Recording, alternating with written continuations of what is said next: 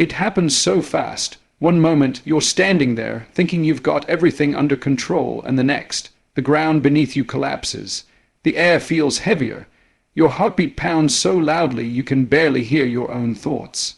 It's as if the universe suddenly pressed pause on everything except your pain. You try to breathe, but each breath feels sharp, like it's cutting you from the inside. You weren't expecting this. No one ever is. The betrayal, the loss, the failure, the harsh words, the sudden collapse of what you thought was stable. You think you're prepared for life's challenges until life decides to throw you straight into the fire, without warning, without a map, without mercy. You look around and everything seems to blur. People keep walking by, cars keep moving, the world keeps spinning, but inside you, something has shattered, and the sound of that break echoes louder than anything else. You don't know if you'll make it through. You're not sure if you even want to. That's the moment that tests what you're made of, the moment that divides the ones who fall and stay down from the ones who rise, bleeding, broken, but still standing. And this is where most people give up. They let the weight of their emotions crush them. They drown in self, pity, anger, bitterness. They stop believing that maybe life is just too cruel, too heavy, too much. But what they don't realize is that this very moment, the one that feels like it's breaking them, holds a secret, a hidden door, a path that most people never take. It's the doorway to emotional resilience. Not because you were born with it, not because you're naturally stronger than others, but because you choose it right here, right now. Pain is real. No one can deny that. Pain will visit you. It will sit with you.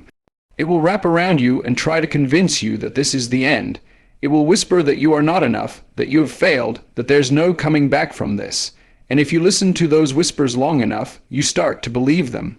You start to believe that pain is permanent, but the truth is, pain is inevitable, suffering is optional. The suffering comes from the story you tell yourself after the pain arrives.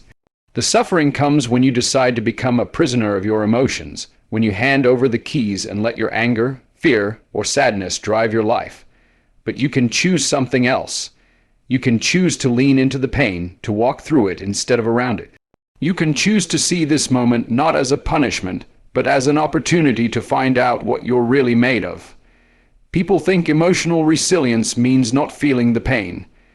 They think it means shutting off emotions, pretending nothing hurts. That's not resilience. That's denial. Real resilience is standing in the storm and still finding the courage to move forward. It's the ability to feel the full weight of your emotions, to cry if you need to admit you're scared, but to refuse to let those feelings dictate your next move. It's realizing that emotions are powerful, but they are not permanent. They pass like storms. They feel eternal when you're inside them, but they always pass. And you can outlast them. You remember every detail of the moment that tried to break you. The sound of the voice that told you failed. The message that changed your life in a heartbeat. The door that closed and didn't reopen. You carry it like a scar. But scars don't make you weak. Scars remind you that you survived. They remind you that even though you were knocked down, you didn't stay down. And maybe, just maybe, you're stronger now because of it. The secret most people don't talk about is that emotional resilience isn't a magical gift. It's a decision, a painful, deliberate decision to stand back up when you don't want to keep going when the easy path would be to give up. It's not about winning every time. It's about showing up every time, even when you're tired, even when you're doubting yourself, even when no one is clapping for you. You build resilience in those moments when no one is watching, when you decide to rise not for applause, but for yourself. Because you refuse to let life's punches define you. There's something strangely beautiful about breaking. It strips away the noise. It shows you who you really are. When everything falls apart, you realize what's left is you. And maybe that's enough. Maybe you don't need everything to go right to find your strength.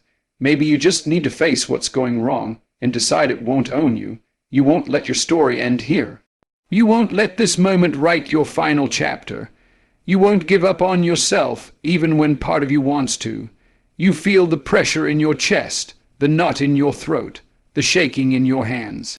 All signs that you're alive, that you care, that this matters to you. And because it matters, you're going to fight. You're going to walk forward even if it's slow, even if you stumble, even if you feel like crawling. Because you're learning that emotional mastery isn't about avoiding the fall, it's about what you choose after you fall. You remember the people who gave up, the ones who let their pain consume them, the ones who stayed stuck in the story of their suffering. You can't judge them because you've been close to that edge. You've heard the voice that tells you it would be easier to stop trying. But you also know that voice is a liar. The truth is, life will hurt. People will disappoint you, dreams will collapse, but you don't have to collapse with them. You can bend, you can crack, but you don't have to break. Somewhere inside you, there's a strength you haven't touched yet. It's not loud, it doesn't shout. It waits patiently for you to call on it, and maybe this is the moment you will. Because this moment, the one that feels like it's crushing you, might actually be the moment that rebuilds you. Stronger, wiser, resilient. Emotional resilience isn't something that magically appears in the middle of a crisis. It's something built quietly, piece by piece, in the everyday moments when no one else is watching. It's forged in the small decisions you make when you could lose control but choose not to. It's born when you're on the edge of snapping, but you step back, breathe, and decide to handle it with calm instead of rage. People think they will automatically be strong when life hits hard, but strength doesn't show up by accident. It is trained, it is disciplined, it is sharpened in the moments you think don't matter. The way you handle small irritations, the way you choose your words when someone frustrates you, the way you sit with uncomfortable emotions instead of running from them, all of it is training you for the storms that are coming. And the storms will come. Most people wait until they're drowning in emotions to start thinking about self-control, but by then it's often too late. The flood has already taken over. You can't build a boat in the middle of a storm. You have to build it beforehand. Emotional discipline is the boat. It's what keeps you afloat when waves of anger, sadness, fear, or frustration try to drag you under. It's what allows you to step back in the middle of chaos and say, I will not let this situation control me. It's not about pretending you don't feel it. It's about creating enough space between what happens to you and how you choose to respond. That space is where your power lies. It starts with noticing. Noticing the tightness in your chest when someone disrespects you. Noticing the heat rising in your face when you feel embarrassed. Noticing the urge to snap, to yell, to run, to shut down. Instead of reacting immediately, you pause. It sounds simple, but it is one of the hardest things to do. The pause is everything. It's the moment where you get to decide, do I act from emotion or do I act from intention? Do I let this situation pull me into a storm I don't want to be in, or do I stay grounded and choose my direction? Emotional discipline is like a muscle. At first it's weak, you'll fail, you'll snap, you'll lose control, you'll feel regret after moments where you exploded or shut down. But if you keep practicing, if you keep showing up and trying again, that muscle grows. It gets stronger. It's no different than building physical strength. You don't walk into a gym on day one and lift the heaviest weight. You start small, you build, you fail, you learn, you come back. The same is true for mastering your emotions. It's not about never getting angry or never feeling sad. It's about building the strength to control what you do with those emotions. There's power in restraint. There's power in knowing you could lash out but choosing not to. There's power in feeling the rage rise inside you and deciding to wait, to think, to process. The world tries to sell you the idea that expressing everything you feel instantly is authentic. But true power is not in saying everything you think the moment you think it. True power is in holding your words until they are wise. True power is in holding your reaction until it serves you, not just your temporary emotions. The discipline comes in how you talk to yourself in those heated moments. Most people don't even realize the conversations they are having in their own minds. When someone disrespects you, what do you tell yourself? Do you instantly say, they can't talk to me like that, I need to show them? Or do you say, their words do not control my peace? Do you feed the fire or do you calm it? The story you tell yourself in those moments will either chain you to your emotions or free you from them. Emotional discipline is mastering that story. You start by paying attention. You catch yourself when you're about to snap. You remind yourself that you are in control. You breathe. You walk away if you need to. You write it down before you say it out loud. You come back when your mind is clear. You train yourself to respond instead of react. And the more you do this, the more natural it becomes. One day you realize you've gone through a situation that would have crushed you in the past, but now you walked through it calmly. That's when you know you've built something powerful inside you.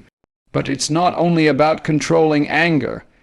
Emotional discipline applies to every feeling that can pull you away from who you want to be. It's the discipline to resist the temptation to give in to fear. Fear tells you to run, to avoid, to quit. Discipline tells you to face it.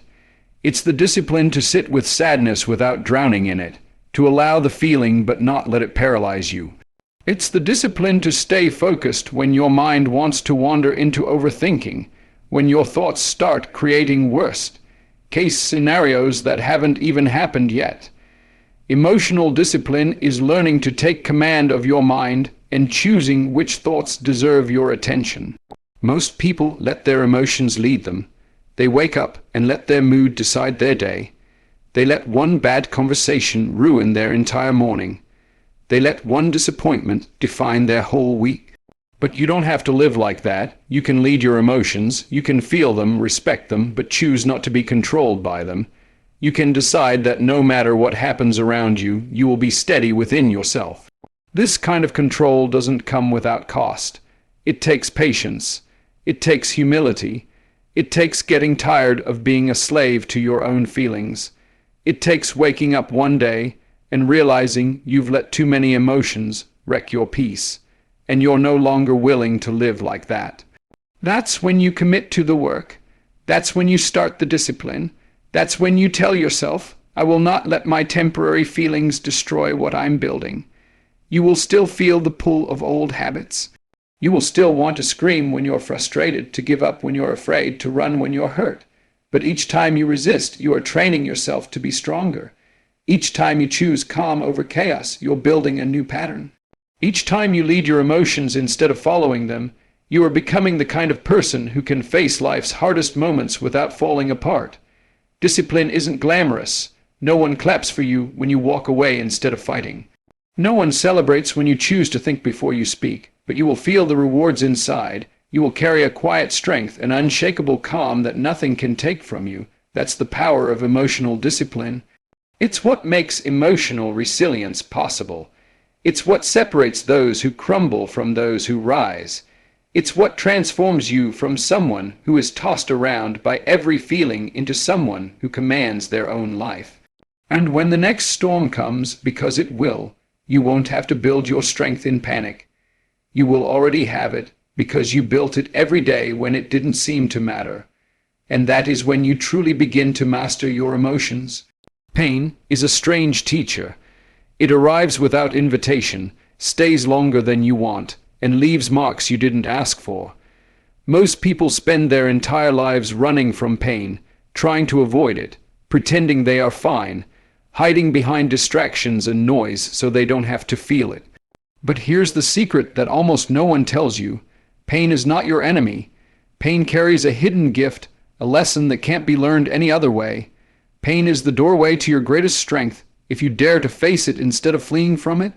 It is in the darkest moments, the moments when you think you've been completely shattered, that life hands you the raw materials to build something powerful.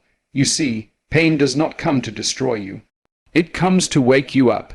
It comes to strip away the layers of comfort, the illusions of control, the false identities you cling to. It comes to challenge the stories you tell yourself about who you are.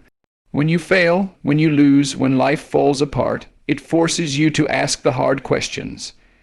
Who am I without this success? Who am I without this relationship? Who am I without this title, this image, this comfort? And if you are willing to sit in that discomfort long enough, you might begin to see something you would never have noticed if life had remained easy. Most people, when they experience pain, immediately ask, why me? They look for someone to blame. They want to escape, to numb, to cover the wound as quickly as possible. But growth doesn't happen in the escape. Growth happens when you lean into the pain and ask a better question. What is this here to teach me? What can I learn from this? How can I use this? This is where the shift begins. When you stop seeing pain as punishment and start seeing it as a guide, everything changes. It doesn't make the pain disappear, but it transforms its purpose. You begin to realize that some of the greatest lessons come wrapped in the sharpest suffering. You don't learn resilience when everything goes your way. You don't learn patience when life moves on your schedule. You don't learn strength by sitting in comfort. You only learn these things when life throws you into situations that test you beyond what you thought you could handle. You discover muscles you didn't know you had. You uncover parts of yourself that only reveal themselves under pressure.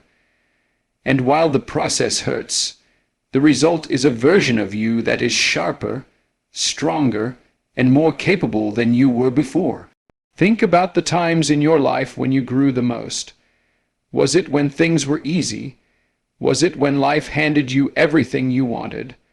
Or was it in the middle of the fire, when you had no choice but to push through, to find another gear, to stand up when everything in you wanted to quit? You may not have realized it at the time, but those painful chapters were forging you.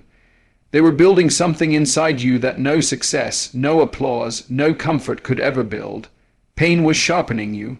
Pain was carving out your capacity for greatness. Turning pain into power is not about pretending you're not hurt. It's about refusing to stay hurt. It's about taking the pieces of your brokenness and building something stronger with them. It's about rising even when you don't feel like it. It's about using the pain as fuel to keep going, to keep fighting, to keep growing. The most powerful people are not the ones who never fell.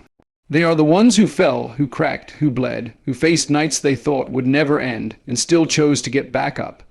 They carry a power that cannot be shaken because they have already faced what most people run from. There will always be a choice when pain comes. You can let it harden you, make you bitter, close your heart, convince you to play small and safe for the rest of your life. Or you can let it open you, make you wiser, more compassionate, more driven, more focused. Pain can either destroy you or develop you. The choice is yours. The pain itself is not optional. Life will hurt you. People will disappoint you. Dreams will fall apart. You can't control that. But what you can control is what you do with the pain. You can carry it like a burden, dragging it behind you, using it as a reason to give up. Or you can carry it like a torch, using it to light your way, to fuel your passion, to sharpen your focus. When you start to see pain this way, you stop fearing it so much. You stop wasting energy trying to avoid every possible discomfort. You realize that discomfort is part of the path to growth. You begin to welcome the lessons that pain brings. You begin to ask, what can I build from this? How can this make me better? How can I use this to lift myself and maybe even others? Pain no longer feels like a life sentence. It becomes a tool. It becomes a fire that forges you instead of a flood that drowns you. There will be times when the weight feels unbearable, times when you question if it's worth it, times when you wonder if you're strong enough. That's normal. Everyone feels that. But the difference is what you choose in those moments.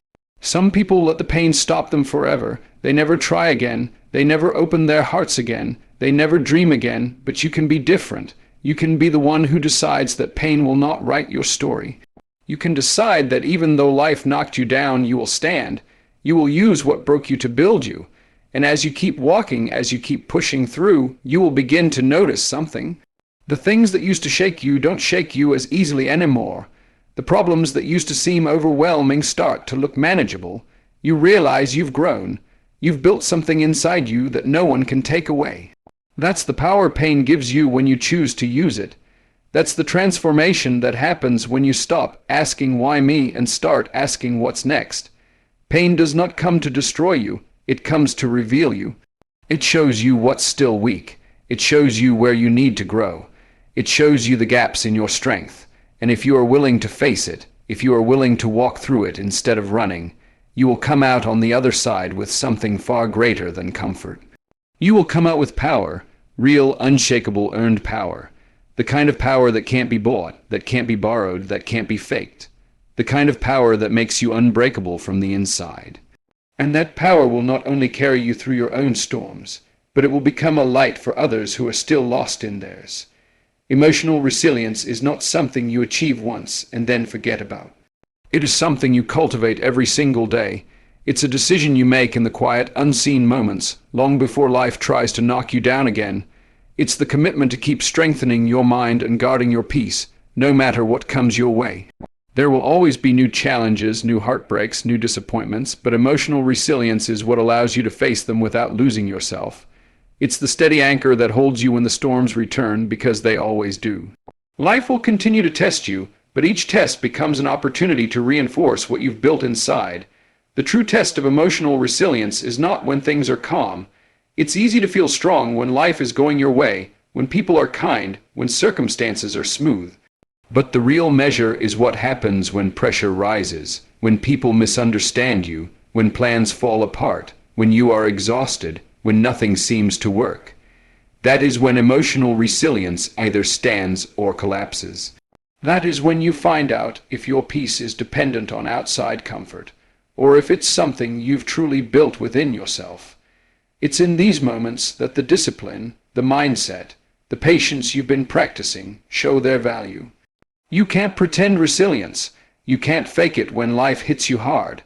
It either exists because you've built it, or it doesn't. Emotional resilience is also about flexibility. It's not about being rigid or pretending you don't feel anything. Some people confuse toughness with numbness. They think being unshakable means shutting down their emotions completely, but that's not real strength. True resilience means you can feel deeply without being destroyed by those feelings. It means you can bend without breaking. It means you can face grief, anger, betrayal, and fear without letting them control your life. You don't run from your emotions. You meet them, you sit with them, and you decide what they mean and how you will carry them forward. It's a quiet strength. It's not loud. It's not dramatic. It's the ability to keep showing up even when you're tired, to keep choosing patience when you're frustrated, to keep choosing kindness when you're angry, to keep moving when you're tempted to quit. Emotional resilience is built in those small, invisible choices. It's built when you decide to get up and face the day, even though your mind tells you to stay down.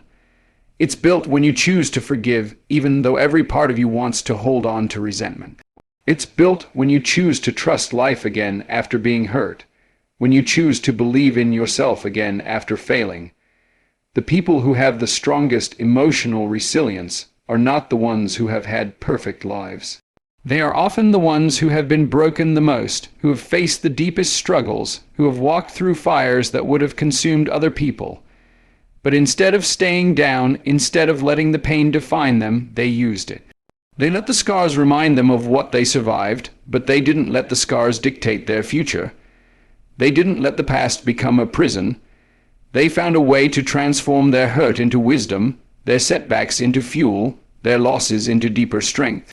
Resilience is not about avoiding pain. It's about how you carry it. It's about choosing not to let your experiences make you bitter.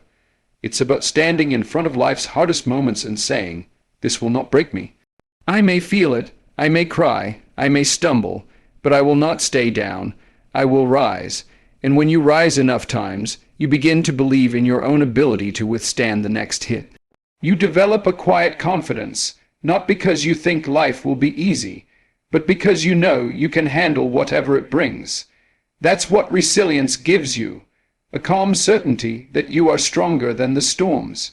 Emotional resilience also comes from accepting what you cannot control. So much of our suffering comes from resistance. We try to fight reality. We try to control outcomes that are beyond us. We get attached to how things should have been, how people should have acted, how life should have unfolded. And when reality doesn't match our expectations, we collapse. But resilience teaches you to release that grip. It teaches you to let go of the illusion of control. It teaches you to flow with life, to adjust when things change, to accept what is without losing your peace. This doesn't mean you become passive or stop trying to shape your life. It means you stop wasting energy on things that are already outside your hands. When you stop fighting reality, you gain so much power.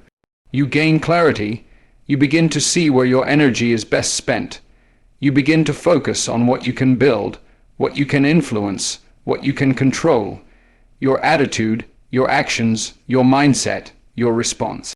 You let go of trying to control other people. You let go of chasing perfect outcomes. You learn to work with life instead of against it. And when you stop being trapped in resistance, you free yourself to move forward with strength and purpose. It's not a one-time decision. Emotional resilience is something you renew every day. It's a muscle you continue to build. There will be days when you feel like you're losing the battle, when you fall back into old patterns, when your emotions get the best of you. That's part of the process. It's not about being perfect. It's about getting back up faster. It's about noticing when you've slipped and choosing to realign. Every day is a new chance to choose resilience. Every setback is another opportunity to reinforce the strength you've been building. The key is to keep choosing, to keep practicing, to keep showing up for yourself. There is nothing more powerful than a person who has learned to lead their own emotions. A person who can feel fear and still move forward. A person who can feel anger and still choose wisdom. A person who can feel sadness and still carry hope. A person who can walk through disappointment and still keep their head up. That is what emotional resilience creates. It creates people who are not ruled by circumstances. It creates people who can walk through fire and come out refined instead of destroyed. It creates people who inspire others just by the way they carry themselves. People whose presence brings calm into chaos. You don't need to be perfect to be resilient. You don't need to have all the answers. You don't need to get it right every time. You just need to keep going. You need to keep showing up for the fight. You need to keep choosing to lead your emotions instead of being led by them. You need to keep remembering that you have more power than you think, that your peace is worth protecting, that your mind is worth training, that your future is worth fighting for. Resilience is not something you're born with, it's something you build, moment by moment, choice by choice, day by day. And as you keep building it, you will look back one day and realize how far you've come. You will see the storms you survived, the battles you won, the moments you thought would break you but didn't. You will carry that strength with you into every new challenge. You will walk into each day with the quiet confidence of someone who knows they've been tested and has come out stronger. That is emotional resilience. That is what you are capable of building. That is the secret to living a life where you are no longer a prisoner to your emotions, but the master of them.